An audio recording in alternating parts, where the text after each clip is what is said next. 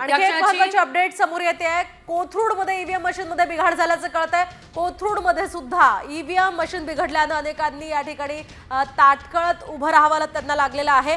तर येवला, संभाजीनगर, जळगाव नंतर आता कोथरूडमध्ये सुद्धा ईव्हीएम बिघाडाची ही घटना समोर आली। निश्चितच मोहिनी, केवळ 1 तास उलटलेला आहे आणि 7 ते 8 ठिकाणी ईव्हीएम मध्ये तांत्रिक बिघाड झाला असल्याचं आपल्याला बघायला मिळतंय। जळगाव जामनेर असेल किंवा मग कोथरूड असेल, या ठिकाणी सुद्धा तांत्रिक बिघाड झालेला आहे।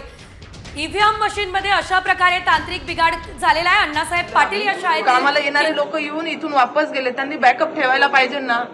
आमच्याकडून काही नियम तुटले तर तुम्ही बरोबर कायदेशीर कारवाई करता की नाही? 1 मिनिट पुढे गेला तर त्याचं होत नाही, बाकी कसं काय होणार ना? आम्हाला वेळ वाढूनच पाहिजे, मतदानचा वेळ वाढून पाहिजे ना आम्हाला।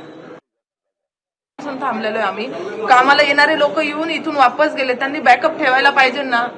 आमच्याकडून काही नियम तुटले तर तुम्ही बरोबर कायदेशीर कारवाई करता की नाही? 1 मिनिट पुढे गेला तर त्याचं होत नाही, बाकी कसं काय होणार ना? आम्हाला वेळ वाढूनच पाहिजे, मतदानचा वेळ वाढून पाहिजे ना आम्हाला।